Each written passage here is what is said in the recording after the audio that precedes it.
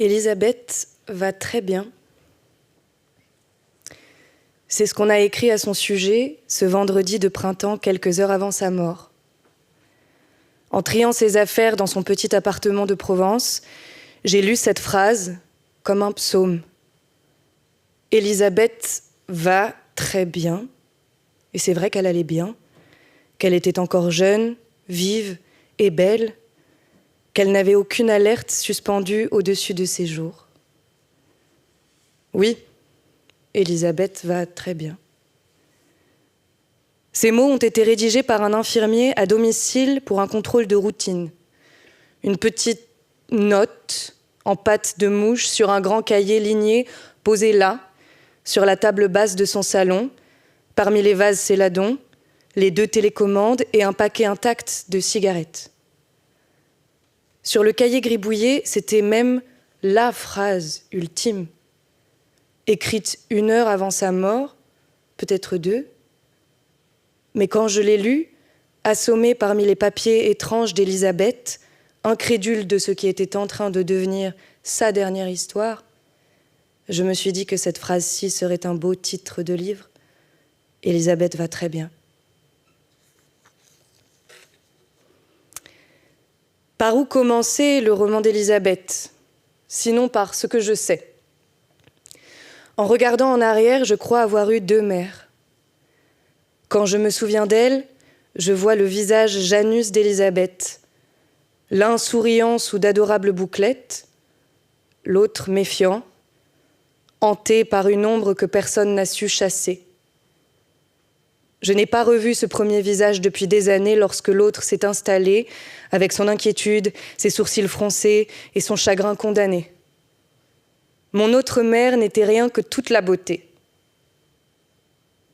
J'ai environ 12 ans quand je comprends que ma mère a 2 faces. J'en fais un livre 10 ans plus tard et je raconte tous les détails.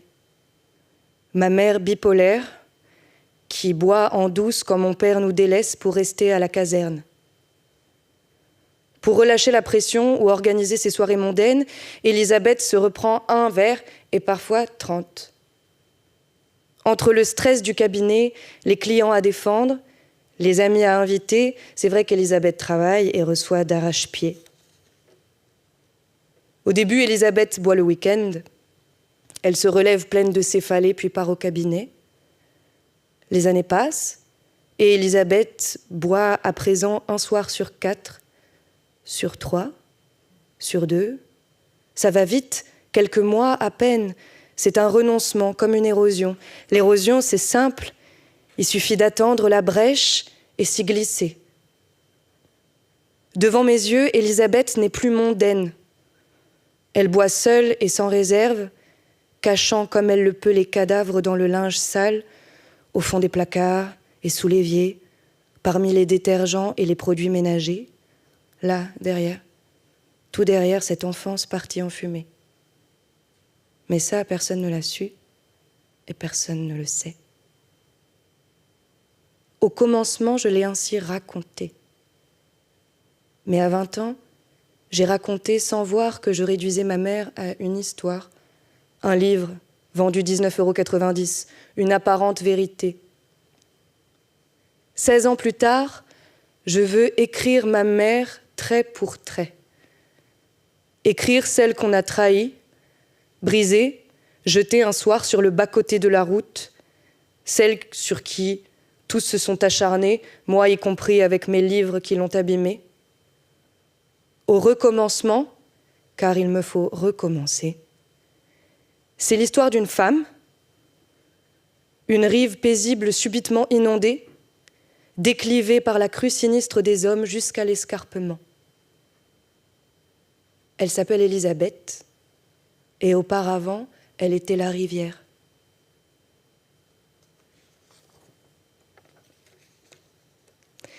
Pendant des années, j'oublie ma mère, c'est vrai. Je la retire des conversations, j'extrais son nom de mes noms, sa bipolarité de mes démons.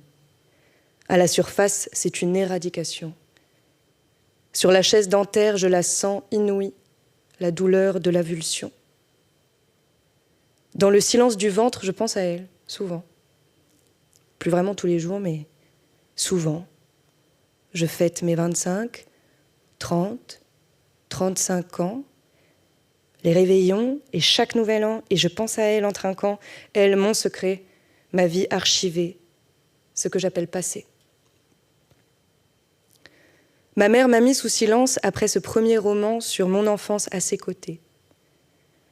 Elle me revenait parfois, jamais très longtemps, de plus en plus hantée par sa bipolarité et ses drôles d'idées. Élisabeth condamnée à rester une origine, une partie de moi détournée. Mais depuis le début, je sais que j'écris sans autre contrainte que de faire d'elle mon perpétuel motif. C'est dans mes livres, partout, et discret. Un vêtement, une odeur, un trait de personnalité. Ma mère espionne, guide mes trajets. Elle contemple mes mots à défaut de nous les échanger et je reste convaincue que mes mots étaient et sont pour elle, qu'ils seront toujours ce qu'il y a de plus tangible en moi, comme si l'écriture n'était plus un métier, mais un endroit, un lieu familier dans lequel je la retrouvais, dans lequel Élisabeth dansait, comme avant, devant moi, préparait ses galettes au sarrasin ou faisait sa sieste dans le hamac sous les figuiers, et ce lieu tendu vers elle, dans lequel je vivrai toujours, ce lieu qui protège tout ce que je suis, ce lieu, comme ma salle des archives et mon invisible bâton de vieillesse. Ma mère m'a pour de bon abandonnée, mais dans mes nuits et mes cris de papier, je m'évertuerai sans cesse à la faire respirer. Jamais je n'habiterai aucun autre lieu que celui-là.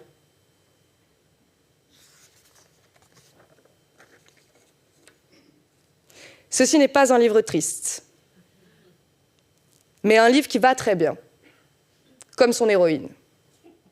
Un livre qui voudrait décrire comment la vie était auprès d'Élisabeth, elle qui toujours m'emmenait sur un coup de tête par les routes de France pour fuir la famille et ce qui se cache avec.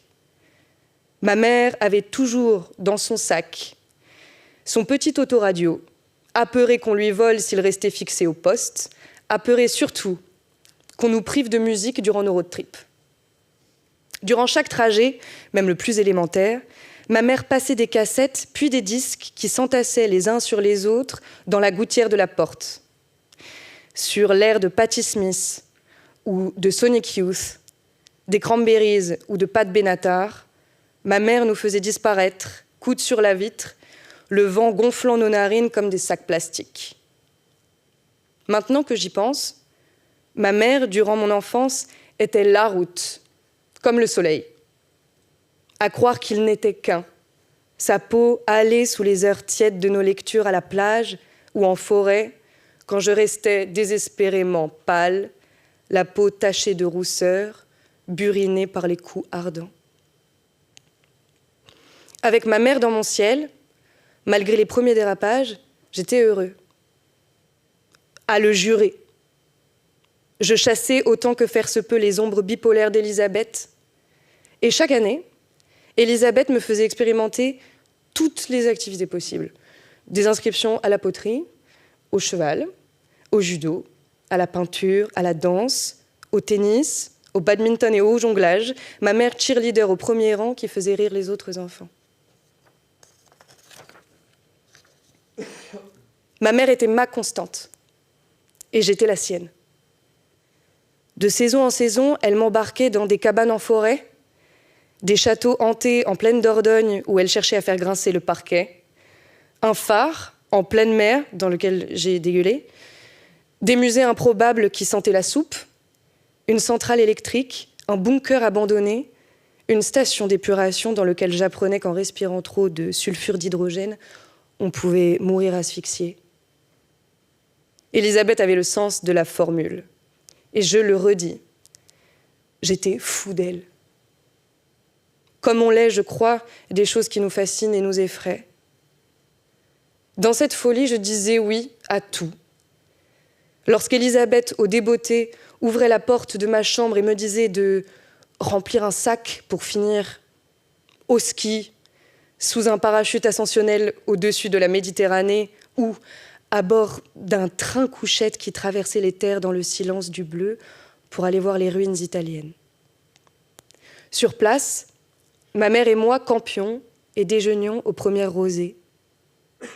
Élisabeth sortait un réchaud, préparait les bols, tandis qu'un moineau se posait sur notre table, docile comme un chiot. Ma mère le regardait, elle le nourrissait de miettes dorées et lui parlait. Elle lui disait qu'il était élégant, le moineau appréciait, y restait, s'approchait, et chaque matin, sur la table, l'oiseau était là. Il attendait ma mère comme elle l'attendait. Ma mère avait toujours du mal à accepter la fin des vacances, et je me souviens qu'à la fin de l'Italie, elle s'était séparée du moineau comme d'un enfant, le corps lourd, la mine défaite. Dans le car, Élisabeth s'était mise à pleurer. Pour ne pas sombrer, Élisabeth sortait dans le train retour des plateaux minuscules de dames et de petits chevaux. Il fallait jouer, ne jamais s'apitoyer. Le chauffeur contrôlait les billets. Il revenait à la charge, sous de faux prétextes, pour draguer Élisabeth. Et je commençais à croire que ma voyageuse était le soleil au milieu de tous les ciels.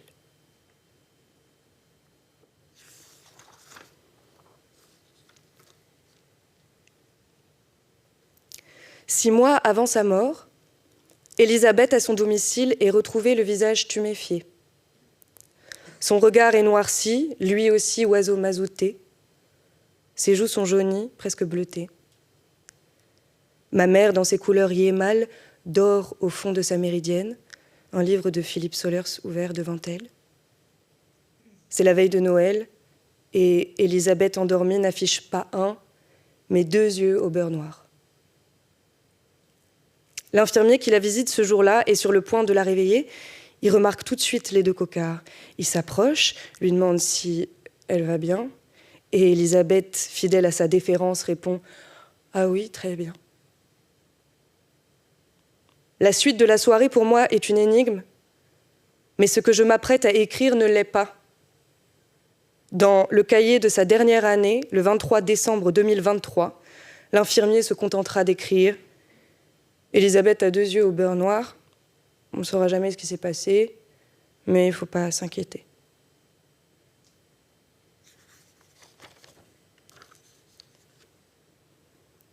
La première plainte d'Élisabeth date de septembre 2023. Yvan Thaud est venu à l'improviste chez moi hier soir. Je ne lui avais pas donné mon adresse, j'y tenais surtout pas. Mais il a fini par me retrouver et je ne sais pas comment il s'était débrouillé. Yvan était de mauvaise humeur et il était tôt. Moi, je lisais calmement sur la terrasse, je prenais le soleil. J'étais surprise de le voir, le mot est faible. J'ai demandé ce qu'il faisait là, il m'a dit que je lui manquais. Il voyait bien que ce n'était pas mon cas. Je lui ai demandé de partir, mais il a refusé. Il m'a dit vouloir parler, vouloir faire les choses bien. J'ai alors dit qu'il ne me manquait pas, que j'étais heureuse ici, sans lui. Yvan s'est emporté. Il m'a frappé au visage plusieurs fois, au corps. Il me rouait de coups. Je criais. Une voisine en haut a ouvert la fenêtre. J'ai demandé à l'aide, mais elle l'a aussitôt refermée. J'ai dit à Yvan d'arrêter, mais il m'a traîné par les cheveux sur la terrasse avant de succomber de fatigue, et il m'a laissé comme ça, par terre. Et il est reparti.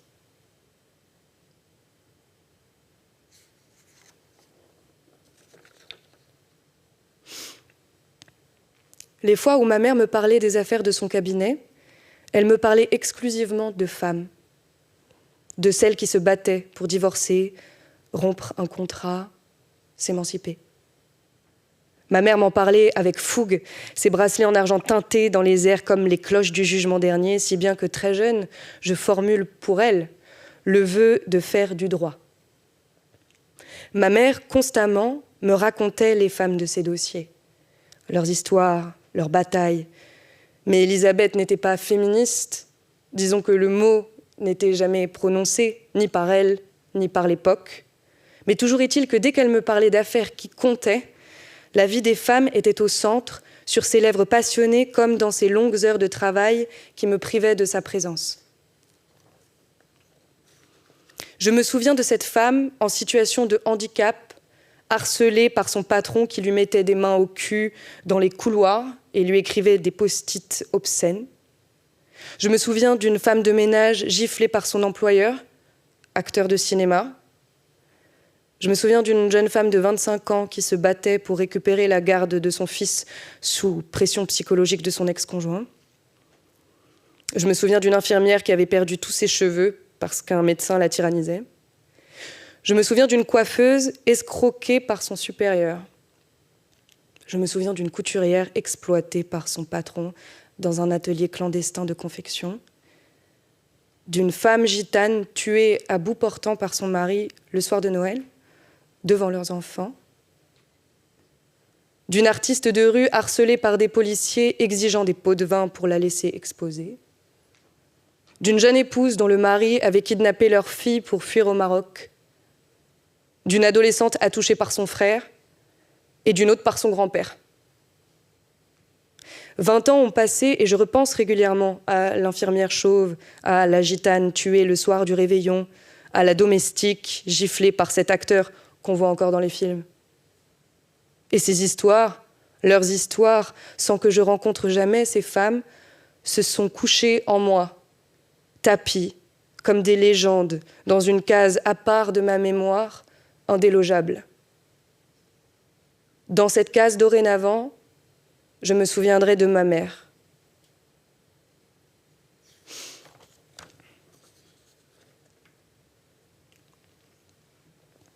Quand j'ai eu 7 ans, Elisabeth a enregistré sur VHS un dessin animé qui passait en prime time sur France 3 afin de découvrir le film Muriel que diffusait une chaîne concurrente. Elisabeth s'est plantée dans les réglages et a enregistré le film à la place, si bien que tôt ou tard, cette comédie est devenue celle que l'on préférait avec ma mère.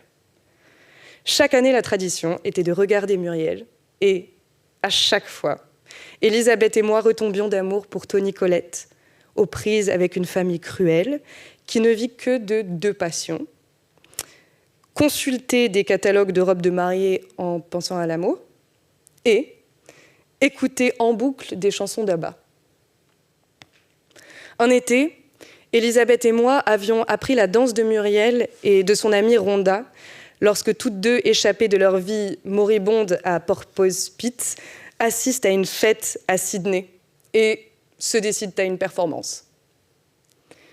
Quand, dans le salon, ma mère reproduisait les gestes devant moi, ses poses exagérées vers le public invisible, ses genoux levés, je me sentais comme un triomphe, celui d'avoir une mère rare qui danse et chante sur Abba. Il y avait des répliques dans le film qu'Elisabeth ne cessait de déclamer. Au revoir le centre commercial, au revoir la plage, au revoir la boutique des radiateurs, dit Muriel, visage au vent, quand elle quitte enfin Porpoise Pit. Ces répliques, Elisabeth les reprenait à chaque fin de vacances. Au revoir l'Italie, au revoir le petit moineau. Elisabeth aimait gentiment me balancer au visage le « Oh, tu es terrible !» Comme le dit dans l'entrebâillement d'une porte la sœur de Muriel, quand celle-ci rentre au bercail, recouverte de coups de soleil après ses vacances clandestines. Et à chaque fois qu'Elisabeth et moi rentrions d'une journée à la mer, elle aimait me faire ricaner en s'exclamant sur le parking « Si je pouvais, je resterais sur cette plage pour toujours. » La réplique que ma mère reprenait sans cesse, c'est « Je suis géniale », que Muriel claironne devant le miroir des cabines d'essayage, enfin vêtue d'une robe de mariée. Pour m'amuser, Elisabeth l'acclamait partout. Au supermarché, dans mon lit le matin quand elle venait m'en tirer, dans le rétroviseur de la voiture des années plus tard, Et ces fois-là, je ne pouvais m'empêcher de penser qu'Élisabeth la prononçait telle une prophétie autoréalisatrice, pour se donner du courage, un peu de valeur. Et alors j'aurais aimé lui répondre « Oui, tu es génial !» Mais je ne l'ai jamais fait. Lorsqu'après le baccalauréat, j'ai quitté la petite maison carrée d'Élisabeth pour de bon, je suis allée en bus acheter le Blu-ray de Muriel dans une petite boutique du centre-ville de La Rochelle. Le jour du départ, pendant que ma mère se reposait à l'étage, j'ai laissé le cadeau sur la table de la cuisine comme un héritage, un dernier geste, une ultime danse sur Waterloo. Et dans le bus, puis le train qui m'emmenait enfin loin de sa vie, dans cette vie qui me revenait et qui s'extirpait de la sienne, en 2 heures de corail et sans un pli, j'ai fait comme Muriel dans sa voiture face aux étendues, quand elle quitte Porpoise Pit. Et alors, devant la vitre du train, devant le paysage semé derrière moi, j'ai prononcé très très fort « Au revoir la maison, au revoir les arcades, au revoir La Rochelle, au revoir les plages,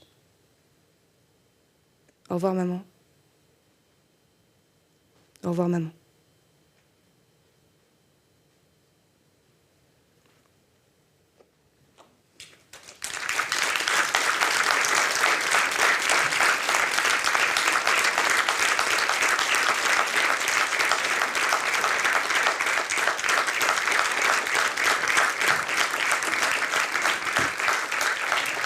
Un grand merci à Hortense Girard pour cette lecture. Bonsoir Julien Dufresne-Lamy. Hortense vient de nous lire quelques extraits de Élisabeth va très bien, votre nouveau roman publié aux éditions Lattès. Vous dites... Ceci n'est pas un roman triste. Je pense à Magritte, forcément. Je pense à Magritte qui dit « Ceci n'est pas une pipe ».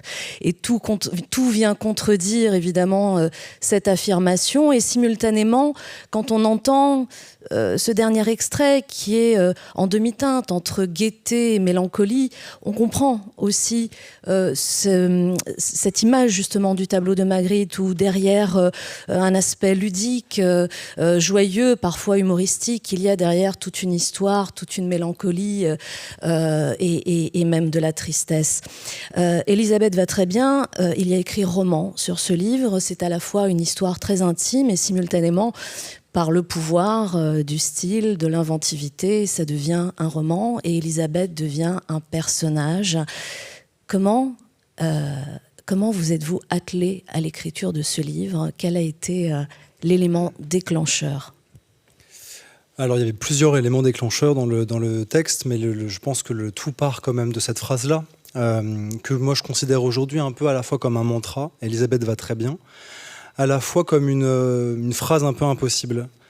Élisabeth va très bien, donc le Hortense l'a lu et bien lu, et si joliment lu. Je l'écoutais comme ça en coulisses, et j'étais ravi d'être en coulisses et pas dans le public, parce que je pense que l'émotion est mise à distance. C'est donc cette phrase qui est écrite comme ça, un soir, ordinaire, sans histoire, par un infirmier. Et moi, je la découvre donc 1 semaine après sa mort. Et donc, je comprends que dans cette phrase-là, qui est pour moi un gouffre, et c'est à la fois, je l'ai ressenti comme ça en la lisant, à la fois, c'est comme si c'était une phrase que ma mère m'avait laissée, que par sa fin, elle m'offrait un début de livre. Et à la fois, pour moi, c'est une phrase qui vient nier le réel, quand mon réel à moi est en train de s'effondrer. Et donc c'est une phrase que je ne peux jamais contredire, mais à laquelle je vais me heurter sans cesse, à laquelle je me heurte encore aujourd'hui, parce qu'il y a une contradiction presque folle entre ce qui est écrit et ce qui va être la vérité du corps d'Élisabeth. Comment peut-on aller très bien et mourir le même jour, le même soir? Et donc cette phrase, j'ai voulu la garder près de moi, pas pour la résoudre, mais pour m'y tenir, pour essayer de la regarder beaucoup, pour savoir ce qu'elle recouvre, ce qu'elle masque et ce qu'elle peut nier aussi. Ce qui fait que le livre prend, et je vais le dire pour aller vite, prend quelques allures d'enquête, puisque vous allez quand même essayer, en exhumant des papiers, en allant rencontrer des gens, des personnes qui l'ont vu avant sa mort, notamment une inénarrable tutrice, mais aussi un médecin et bien d'autres, pour essayer justement de comprendre malgré tout ce qui s'est passé. Et finalement, en allant à la recherche d'une Élisabeth que vous ne voyez plus depuis un certain temps, ce n'est pas que Élisabeth, la mère, que vous retrouvez. C'est une femme, et c'est toutes les femmes, n'est-ce pas ? C'était ma manière de peut-être de tenir et de me dire que la cause me dépasse l'histoire de ma famille. Et parce que je dis pas le mot maman, je le dis mais très peu par rapport à son prénom, parce que l'idée de ce livre-là, c'était pas il y a écrit roman dessus, c'était l'idée de faire d'elle un personnage, une héroïne. Et en fait, en écrivant déjà ce texte-là, en écrivant les premières pages, je me suis dit, on va très vite comprendre qu'elle n'apparaît pas comme une mère stable ou même une mère dans le roman, mais en revanche, et ça a été presque un lot de réconfort, de réassurance lorsque j'écrivais, lorsque j'ai comme ça découvert tout un lot de choses assez malheureuses, qu'elle était un véritable personnage de livre et que c'était même pas une tentative comme ça littéraire de ma part. Parce qu'elle aimait follement, parce qu'elle dansait parfois au mauvais moment, parce qu'elle se dérobait, parce qu'elle était fragile, parce qu'elle était féroce. J'avais vraiment l'impression finalement de lire une héroïne du XVIIIe siècle. Et ça m'a quand même beaucoup aidé. Ça m'a beaucoup aidé et ça m'a permis à la fois effectivement de mener cette enquête difficile quand même pour moi parce que voilà, évidemment on imagine tous, mais aussi parce que je mène cette enquête au moment où j'écris ce livre. Finalement, je commence ce livre 1 mois après la mort de ma mère, donc c'était quand même, il n'y a pas vraiment beaucoup de recul. Mais très vite quand même, je comprends que cette enquête sur cette femme, sur les femmes, parce que finalement, voilà, les échos arrivent. Hortense l'a lu. Je repense à ma mère qui défend des femmes quand il lui arrive finalement ça 30 ans plus tard, 20 ans plus tard. Je comprends malheureusement qu'en écrivant cette enquête, ça va être une enquête de toute façon sans certitude, sûrement sans révélation. Et j'accepte très vite l'idée que c'est une enquête, une énigme, un roman comme ça qui avance un peu à l'aveugle, un roman un peu de l'après-coup. Du trop tard. Je vais avoir des réponses, mais de toute façon, elles ne répareront rien. Mais on a presque le sentiment que finalement, vous allez chercher des réponses à l'extérieur, comme je l'évoquais tout à l'heure, mais que finalement, les vraies réponses que vous retrouvez, elles sont plus à l'intérieur de vous qu'auprès des personnes que vous allez rencontrer. Ce retour sur le passé, sur votre relation à votre mère. Et notamment, ce qui me frappe beaucoup, c'est que vous dites, je fais de ma mère un personnage de roman. Vous dites dans le livre, et parfois on sent même avec une forme de culpabilité, vous avez déjà écrit sur elle, que c'est quelque chose qui lui aurait coûté. Mais finalement, ce livre, c'est peut-être la découverte qu'elle était déjà un personnage de roman avant même que vous l'écriviez en réalité. Oui, c'est peut-être une prise de conscience pour moi, une rectification. Mais c'est sûrement, malheureusement, souvent comme ça que ça se passe quand les gens partent, qu'on prend la mesure un peu de leur ampleur, de leur noblesse, de leur valeur, de leur beauté. Je crois que dans ce livre, après sa mort, j'ai essayé de nommer qui elle était. J'avais déjà écrit effectivement sur sa maladie, vous l'avez dit, sur sa bipolarité. Et dans d'autres livres, d'ailleurs, il y a d'autres détails, d'autres motifs Mais finalement, là, j'avais envie de l'extirper de ça, de cette histoire que j'avais déjà un peu écrite. Et donc, quand on écrit des histoires, après, on les tient comme pour des vérités un peu générales, un peu des principes, des fondements. J'avais envie de m'extirper de mes propres principes et de me dire, bon, finalement, qui était ma mère au-delà de ce que j'ai déjà résumé sur elle ? Et donc, ça m'a beaucoup aidé en tant qu'écrivain de me dire, tiens, est-ce que la littérature, c'est pas aussi ça, de restituer un peu à quelqu'un qui en est privé une place, une voix, une dignité. Je crois que c'était un peu ce qui m'a permis de tenir. Je disais que vous allez trouver des réponses à l'intérieur de vous, dans votre histoire, dans l'histoire de l'enfant aussi que vous avez été auprès de cette mère. Est-ce que, d'une certaine manière, vous n'avez pas le sentiment aussi que vous êtes allé, sans vous en rendre compte peut-être au départ, à la rencontre de ce qui fait le terreau de votre écriture de manière plus générale, ce qui habite vos livres, par ailleurs, même quand vous ne parlez pas de votre mère, comme si finalement cette enquête qui était celle au départ d'essayer de comprendre ce qui était arrivé à Élisabeth était une enquête qui vous racontait ce qui vous était arrivé et qui faisait de vous un écrivain. C'est peut-être la différence entre mon premier roman. Quand j'entre en littérature parce que j'écris un roman sur ma mère, donc sur mon enfance passée à ses côtés. Et là, j'ai tort, je réalise, c'est pas mon enfance passe à ses côtés, mais c'est elle par rapport à moi. Et là, effectivement, dans ce livre-là, 15 ans plus tard, j'ai eu envie de me créer une place et de aussi raconter qu'est-ce que c'est que de grandir avec quelqu'un qui déborde. Ça a été un questionnement assez fort pour moi, mais le plus grand enjeu finalement c'est de comprendre l'instabilité, la défaillance, d'être en paix avec ça, et ensuite de se dire qu'est-ce que c'est qu'aimer quelqu'un dont la vie, dont la personnalité vous échappe, et en fait vous échapperont toujours.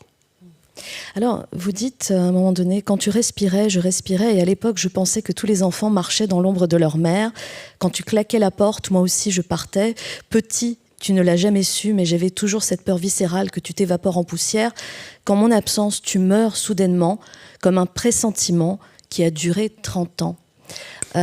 Et bon, cette phrase, elle m'a beaucoup marquée parce que, quelque part, c'est comme si vous nous racontiez que vous vous inquiétez, mais qu'en réalité, vous saviez déjà tout ce qui allait arriver.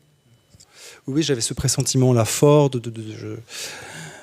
d'une fin. J'ai vu en fait une pente qu'elle a dévalée. Et j'ai compris finalement très vite, à travers son prisme, que l'existence, en fait, ça pouvait être une défaillance soudaine qui nous concerne tous. J'avais quelque chose à dire, mais j'ai oublié. C'est l'émotion. C'est fou ça. Qu'est-ce que je voulais dire ? Ça me paraissait hyper intelligent.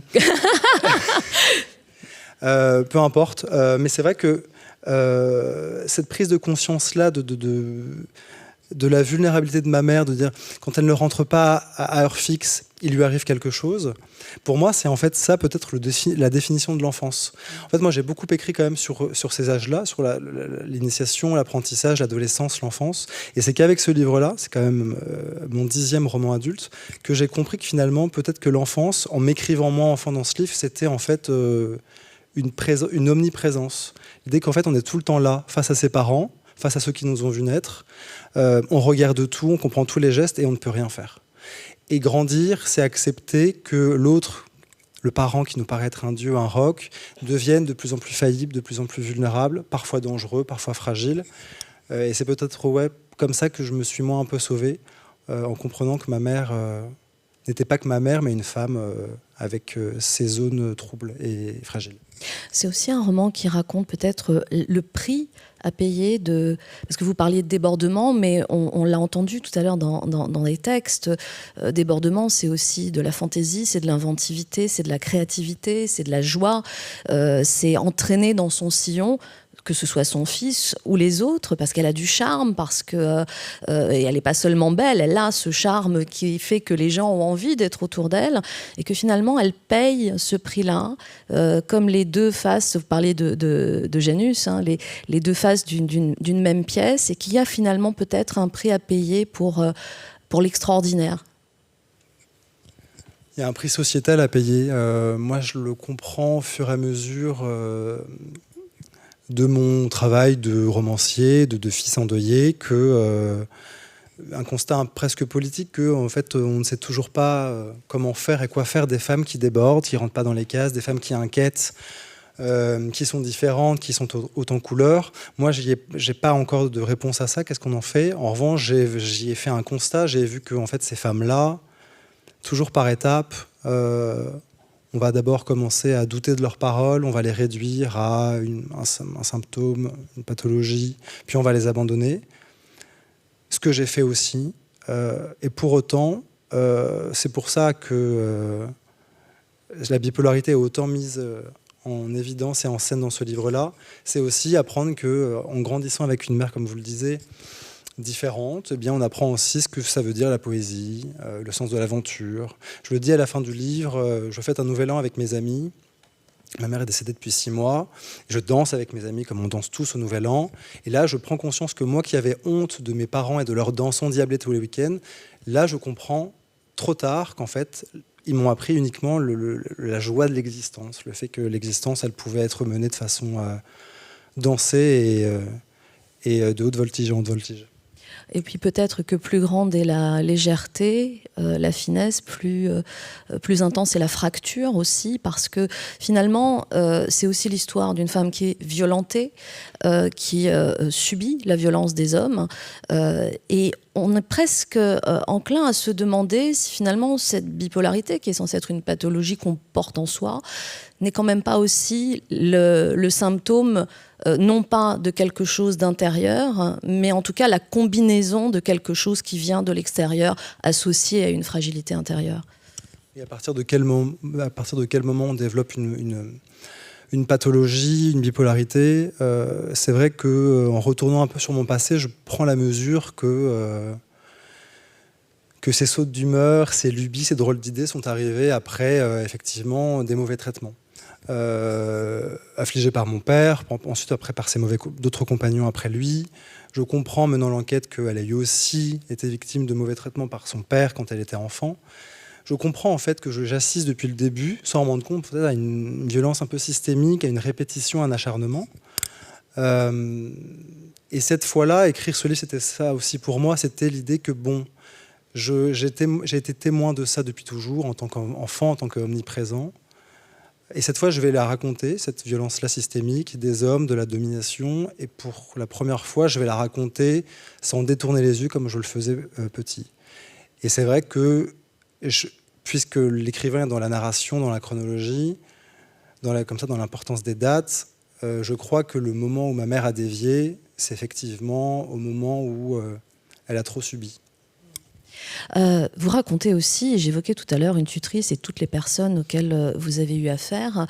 Il y a aussi une violence sociale, hein, on l'avait rapidement évoqué, mais vraiment, j'aimerais qu'on s'y arrête un instant, parce que la violence, ça n'est pas seulement des coups, c'est aussi des regards qui se détournent, c'est aussi du déni, c'est aussi tout simplement une absence de délicatesse.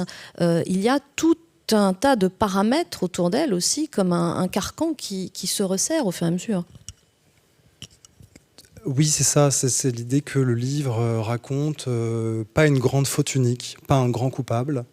Et je le savais de toute façon que j'allais pas trouver un coupable au sens judiciaire, au sens policier, mais que j'allais peut-être mettre la main sur une accumulation de négligences, de petites défaillances. Il y a d'abord évidemment au centre les hommes qui portent des coups, mais effectivement cette tutrice qui protège mais ne le fait pas, un médecin qui minimise, qui se trompe même sur l'heure de sa mort, qui ne fait pas d'autopsie, sur des déménageurs qui vont piller son appartement, sur des pompiers qui, lorsqu'elle les contacte, se contentent de dire qu'elle n'a qu'à se barricader chez elle alors qu'un homme est à sa fenêtre et lui fait peur. C'est peut-être d'ailleurs ça le plus dur.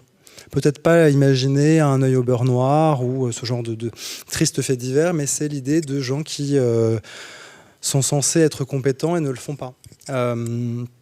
Et en tout cas, moi, ça m'a permis, ce lot d'indignation dans l'écriture, de me dire, bon, l'écriture, ça peut devenir un endroit où mon indignation peut cohabiter avec mon amour, avec mon envie de la raconter, sans que tout ça s'annule. Et une fois que je raconte ça, je dépasse ce constat-là un peu amer, et je vais la raconter elle, et je vais la restituer elle, et je vais la rendre réelle. Je pense à cette phrase de Virginia Woolf qui disait que le plus grand plaisir pour elle dans l'écriture, c'était de traduire des choses par des mots, et donc de rendre réel un sentiment. Et que cette réalité, une fois qu'elle était comme ça écrite, perdait tout pouvoir sur elle de la malmener. Je pense que je l'ai fait pour moi, pour ne plus avoir ce pouvoir-là de me dire je vais être hanté par la mort énigmatique de ma mère toute ma vie. Et à la fois, ça m'a permis de la rendre, elle, réelle, et de la sortir de ce système-là, de gens qui ont été incapables. Alors il y a une autre chose qui est troublante, ce sont les signes et les synchronicités et les hasards. On peut donner 1000 noms à ces petits événements du quotidien qui racontent quelque chose ou qui murmurent quelque chose à notre oreille et qu'on est seul à entendre. Vous dites qu'au moment où vous apprêtez à écrire, votre souris est détraquée, l'ordinateur rend l'âme et qu'à chaque fois que vous voulez vous atteler à cette tâche, il y a comme une sorte d'interférence comme ça, qui paraît très technique en apparence, mais qui vous parle. Tous ces signes, vous les interprétez comment maintenant de l'extérieur du livre ? Comme des béquilles, comme des chevilles qui m'ont tenu un peu au sol. Et à la fois comme l'idée d'une manifestation, quelque chose qui nous est envoyé. Au début, quand je le dis, c'est compliqué parce que finalement, tout ce que je vais vivre, je vais immédiatement m'empresser de l'écrire. Il n'y a pas de distance dans ce texte-là, et c'est peut-être ce qui fait la voix du livre. C'est l'idée d'écrire une chose quand elle est en train de se passer dans notre vie. Et donc ces signes qu'on m'envoie, je vais évidemment m'empresser comme ça de vite les retranscrire, les emmagasiner, les garder, voire les convoiter un peu. J'ai une de mes meilleures amies qui est psy et qui m'expliquait que, parce que dans le livre, je le raconte rapidement, je vais même être amené à aller sur une voie un peu plus mystique, où je vais rencontrer un voyant. D'abord, je vais faire ce jeu un peu étrange qu'on appelle Ouija, avec mes amis qui sont dans la salle.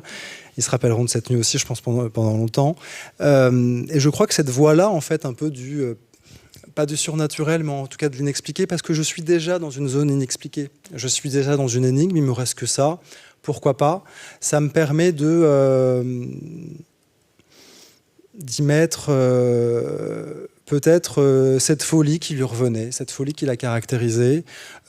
Quand bien même je fais le tri, je n'y crois pas tellement, mais il y a un oiseau qui est par exemple la métaphore un peu filée du texte. Hortense l'a lu tout à l'heure, cet oiseau que ma mère contemple lorsqu'on part en vacances et qui maintenant m'a vraiment un peu harcelé depuis sa mort, ce petit moineau qui est un peu partout et qui d'ailleurs est le petit dessin sur la 4e de couverture. Ces signes-là, je parle de signes de manifestation. Je comprends évidemment que c'est une construction de l'esprit, mais j'accepte l'idée que si j'ai besoin de ça en ce moment, eh bien, ce sera mon réconfort et ça m'appartient. Et que cette construction de l'esprit participe aussi, j'imagine, à la transformation du réel en roman aussi peut-être. Est-ce que ça ne passe pas aussi par ce canal ? Je veux dire, au-delà du style, au-delà des choix chronologiques, du récit d'une histoire très intime, est-ce que finalement tous ces leviers-là ne sont pas ceux qui viennent aussi transformer ce matériau intime en roman ? Je pense que quand on écrit, peu importe l'histoire qu'on est en train d'écrire, une histoire plus ou moins subie, vécue ou inventée, on est de toute façon, quand on est dans une période d'écriture, on est à l'affût. On est en recherche et finalement la moindre promenade dans la rue, la moindre interaction, la moindre rencontre, le moindre vêtement qu'on peut voir porté par une femme, un homme, un chien qui se promène avec son maître, ça nourrit un personnage, un enjeu, un nœud comme ça narratif.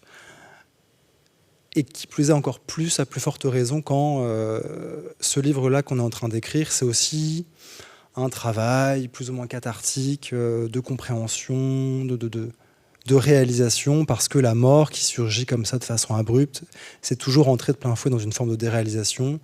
Et une fois qu'on est face à cette déréalisation, comment on fait pour reconcrétiser, redonner un peu sens aux choses qui sont un peu folle. Vous disiez que vous écriviez en simultané, j'allais dire presque avec votre enquête. Est-ce que c'est quelque chose qui a un effet sur le moment cathartique, justement, le fait de cette urgence d'aller écrire, ou c'est une urgence qu'il faut maîtriser et au contraire, c'est difficile ? Je crois que j'ai été un peu parcouru et traversé de ces deux mouvements en même temps, c'est-à-dire l'idée qu'en écrivant très vite, est-ce que je ne suis pas en train de me violenter parce que pas avec le recul nécessaire ? Et en même temps, c'est ça qui est intéressant dans cette histoire, c'est que j'écris un livre sur la sidération au moment même où je suis sidéré. Et j'en parlais avec mon attaché de presse il y a quelques semaines, je pense que ce livre n'aurait pas eu la même musique et la même voix si je l'avais écrit 10 ans plus tard. J'aurais pas été capable de rendre compte de cette sidération-là, de cet effondrement du réel pour moi, au moment où, je le précise, on l'a pas dit tout à l'heure, depuis tout à l'heure, j'apprends la mort de ma mère sur Instagram par sa tutrice qui m'envoie un message quand je me lève en disant « Votre mère vient de mourir ». Donc quand on est comme ça dans une scène de film ou de roman qui paraîtrait comme ça un peu invraisemblable pour celui qui l'écrit, on est obligé évidemment de tenir. Et moi, ma béquille, ça a été l'écriture. Et pendant quelques temps, je me suis dit, est-ce que je ne suis pas en train de ressasser effectivement un gouffre, cette phrase qui est un gouffre. Mais maintenant que le livre est sorti, maintenant que le travail est fait, je vois c'est toujours compliqué de dire que l'écriture est une thérapie. C'est de la catharsis, ça c'est certain. Mais une thérapie, sûrement pas. Mais en tout cas, elle participe du même procédé que la thérapie, c'est-à-dire qu'on en vient, on fait un chemin, quoi. On avance, on marche, et que le livre est fini, et que quand même la promenade s'achève, et on ressort forcément nourri, enrichi de cette promenade. Forcément un peu. Est-ce que vous avez le sentiment, et j'en reviens à ce que je disais tout à l'heure sur la question du terreau qui a fait de vous un écrivain, c'est-à-dire qu'à travers cette histoire, ce souvenir de cette enfance partagée avec une mère pleine de fantaisie, mais au-delà de la fantaisie, au-delà du goût, des mots, de la création, de la poésie et de tout ce que ça a pu nourrir en vous, est-ce que vous n'avez pas le sentiment que ce livre raconte aussi peut-être le fil rouge de tous vos livres, la question du corps féminin, de la manière dont il se heurte au monde, d'une manière ou d'une autre, même si c'est par des chemins de traverse, très détournés parfois, mais j'ai le sentiment qu'on le retrouve, ce sujet-là, dans vos livres. C'est certain. Je crois que de livre en livre, quand on commence en littérature, qu'on écrit un premier, un deuxième texte, on avance un peu à tâtons, on identifie plus ou moins progressivement quelles sont nos obsessions, quels sont nos motifs d'écriture. Moi, j'ignorais en écrivant mon premier roman à 22 ans que 15 ans plus tard, 20 livres plus tard, mon motif allait être le corps, vous avez raison, la construction de soi, qui est-on par rapport au groupe, par rapport à ses parents, qui parfois nous réduisent, nous malmènent. Et en ça devient un travail très thérapeutique. Ça m'a permis d'économiser pas mal d'argent dans un cabinet parce que c'était gratuit d'écrire. Je suis assez certain avec cette idée-là. Je suis certain de cette idée-là. Et donc maintenant, ma plus grande frayeur, c'est maintenant que ce livre est là, qui est un peu comme une sorte de conclusion. Je pense que plus jamais j'écrirai sur ma mère. Je l'ai quand même assez fait. Bon, c'est-à-dire Annie Ernaux a écrit 4 ou 5 fois sur sa mère, donc peut-être que dans 10 ans j'y reviendrai, mais je pense vraiment pas. Parce que ce livre vraiment a été une obligation et pas du tout un désir littéraire. Je me suis vraiment un peu contraint, et je regrette pas. Qu'est-ce que je vais écrire après ça, puisqu'effectivement ça vient boucler la boucle de toutes mes obsessions dans l'écriture. Eh bien, j'ai quand même trouvé d'autres obsessions. Oui, enfin, identifier l'origine des obsessions ne veut pas dire boucler la boucle. En tout cas, moi, avec ce livre qui vient de sortir, j'ai quand même un peu l'impression de boucler quelque chose, de mettre un peu un point final. Et c'est d'ailleurs ce qui m'apporte aujourd'hui, quand bien même ce qui est arrivé me heurte beaucoup et me brutalise et me brutalisera toujours. Je suis étonnamment très tranquille et très serein par rapport à cette histoire parce que le livre existe et je serais pas capable de l'expliquer. L'écriture, elle ne répare jamais rien, elle ne guérit pas. Je me suis rendu compte en vivant cette histoire après coup que les gens non plus ne guérissent pas et n'aident pas. Mais en revanche, à la différence des gens, peut-être que l'écriture, même si elle répare pas, même si elle guérit pas, même si voilà, on s'en sort pas comme ça revigoré, elle permet quand même de remettre en ordre. En fait, ce livre, moi, je le vois vraiment comme une sorte de maison dans laquelle j'ai habité. Et ce livre, cette écriture, l'écriture en soi, en fait, pour moi, ça a été de bricoler dans cette maison, de la remettre en ordre, de la nettoyer, de l'assainir. Et une fois que cette maison était de nouveau jolie, de la rendre à ma mère. Est-ce qu'on pourrait parler d'un tombeau de papier, hein ? Tombeau de papier, je préfère le terme maison, je trouve ça plus doux. d'une certaine façon, vous avez dit, ok, moi je veux bien accepter que vous avez bouclé la boucle, mais est-ce que ça génère chez vous une véritable inquiétude sur l'écriture, ou est-ce qu'au contraire, il y a un sentiment quand même de libération ? Il y a un grand sentiment de libération, vraiment, de me dire que la force de l'écriture, qui n'a rien à voir avec ma force à moi, c'est la force de tous les écrivains et de tous les éditeurs qui publient des livres, c'est de me dire que là, par ce livre, ma mère va exister toujours. Il y a pas, et c'est là où je mesure ma chance d'écrire, de me dire qu'il n'y a pas meilleur hommage que ça. Je repense à cette idée de boucler la boucle. Peut-être que c'est un cycle, que c'est un premier cycle qui se parachève. Mais évidemment que dans tous ces livres qui ont été effectivement un peu une obsession autour du personnage de la mère, qui pour moi est le personnage le plus fascinant qui existe en littérature. La femme, de toute façon, puisqu'elle a toujours été depuis des siècles et des siècles. J'étais un temps professeur et quand j'enseignais à mes élèves, et c'est très drôle parce qu'en fait Hortense était une de mes élèves, c'était d'ailleurs la première élève que j'ai eue lorsque je suis devenu professeur, au moment même où je sors un livre sur ma mère. Donc la boucle est aussi bouclée. Je me rends compte que les femmes en littérature sont toujours réduites, comme le fait encore la société. Elles sont réduites, quand on lit Zola, Balzac, elles sont réduites à des mourantes, à des malades, à des amoureuses, à des rêveuses. À finalement ce que décident les hommes, la littérature étant une affaire d'hommes, écrite pour des hommes, pensée par des hommes blancs, les femmes sont forcément ce qu'eux décident de faire. Donc maintenant que j'ai identifié ce motif-là, peut-être que mon prochain motif sera une sorte de corrélation de qu'est-ce qui reste maintenant dans cet espace sociétal, qui reste-t-il, quel personnage, quelle personne, quel individu mérite d'être représenté dans les livres. Et peut-être aussi ajouter, puisque les exemples que vous venez de citer, par exemple des femmes chez Zola, par exemple, ajouter un peu de complexité, parce que le point commun de tout ce que vous avez énuméré, c'est quand même des personnages certes magnifiques, mais monolithiques. Alors que là, ce qu'on découvre à travers Elisabeth, c'est justement la complexité derrière l'image qu'on veut placarder sur une personne. C'était très important pour moi de ne pas la résumer. D'ailleurs, je le dis, il y a un chapitre où je dis j'aimerais qu'on ne résume rien sur Elisabeth. De la résumer à une identité, c'est-à-dire une identité médicale. Elle était ça, elle était bipolaire. De ne pas la résumer à une succession de manquements, de faits divers ou même de souvenirs un peu jolis. Je trouvais ça important de la rendre complexe. Et ce questionnement, d'ailleurs, a été une discussion que j'ai eue avec mes éditeurs, puisqu'il y a dans ce livre-là 2 récits de violences perpétrées par ma mère. Et ces 2 récits-là ont posé un peu question parce que, tiens, ça a échappé à la logique et à l'idée que cette femme-là n'est pas qu'une victime, elle n'est pas qu'un monolithe vulnérable sur laquelle tous se sont acharnés. Et je trouvais ça important de montrer la complexité de cette femme et de montrer finalement aussi que quand on subit la violence, évidemment que parfois on est amené à la reproduire. Généré également. Il y a quelque chose qu'on voit rarement, il y a les photos.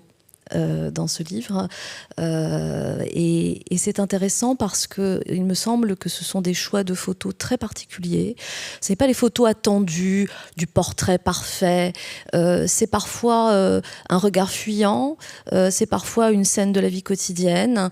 Il y a juste une photo de petite fille où là on a vraiment le regard franc, mais comme on peut l'attendre d'un enfant pour qui tout est encore possible. Qu'est-ce qui a fait que vous avez choisi de mettre des photos et comment les avez-vous choisies ? Ça a été en fait, je découvre cette histoire, donc une semaine après sa mort, je découvre que finalement, les derniers mois de la vie de ma mère, ça a été une vie sous pression, sous menace, sous silence. J'ai pas été là. Je vais écrire très vite dessus et je sais pas pourquoi, à chaque fois, mon réflexe a été de montrer une photo de ma mère. Peut-être pour, encore une fois, la rendre réelle aux yeux des autres qui écoutaient un peu incrédules de ce qui était en train d'être mon histoire. Et donc, je montre cette photo-là, une photo effectivement qui fait très bandeau de livre. Un portrait comme ça, une silhouette de côté. Moi, j'avais aucune envie que ma mère soit forcément sur mon livre. En fait, elle hante chacune de mes phrases depuis toujours. J'ai pas besoin qu'on la voie. Mais Et ça me fait penser à ce livre que j'ai écrit sur la communauté drag queen. C'est le seul livre où, effectivement, à la fin à la fin du livre, à la fin du récit, on voit les vrais visages de gens que j'incarne et qui vont vraiment exister. Pour ce livre-là, je l'avais fait presque par engagement. J'ai tellement appris de leur combat, de leur manière de se mettre debout, de défiler, de marcher, de dire voilà ce qu'on est, on ne changera pas, que je trouvais ça important de montrer vraiment la singularité de leur visage à la fin du texte. Et peut-être que pour celui-ci aussi, j'avais envie de montrer à quel point ma mère était singulière et qu'elle était, vous dites pas une photo attendue, qu'elle avait ce regard un peu perçant, qui se dérobait quand même souvent. Oui, ça a été un peu une petite bataille parce qu'effectivement c'est un roman, normalement il n'y a pas de photos dans un roman, mais mon éditeur était très compréhensif et voulait aussi qu'il y ait quelques photos d'elle. L'idée, c'était pas d'en mettre partout non plus, d'en faire un album. Mais je trouve effectivement que le choix des photos n'est pas fait en surplomb, n'est pas posé comme ça. Il vient illustrer quelque chose, de son inquiétude, de sa fragilité. Et c'est toujours en résonance avec ce qui vient d'être dit. Et de sa beauté aussi, parce qu'elle était très belle. Et de sa beauté. Et souvent, c'est drôle, je vais encore parler de mes éditeurs, mais vraiment, j'espère qu'ils vont être flattés. J'ai beaucoup dit le mot belle dans le texte, et j'ai dû même enlever certaines mentions, parce que l'éditeur me disait, c'est une jeune éditrice, et qui a absolument raison, me disait, tu décris beaucoup ta mère, est-ce que tu la réduirais pas aussi à une beauté ? Et j'ai pris conscience après coup, donc j'ai manqué de répartie ce jour-là, mais maintenant, si elle est là, elle pourra écouter ma répartie. Sans pouvoir répondre, en plus. Sans pouvoir répondre. En fait, quand j'écris le mot beauté, j'ai pas l'impression de décrire physiquement ce qu'est ma mère, qui est ma mère. J'ai l'impression de toucher du doigt quelque chose de la maternité. C'est assez étonnant.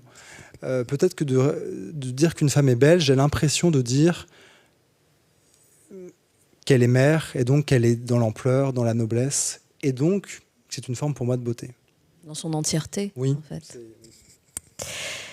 Alors, je ne sais pas si la boucle est bouclée, Julien Dufresne-Lamy. J'espère que non, parce que moi, j'attends le prochain livre. Je suis une fan de Julien.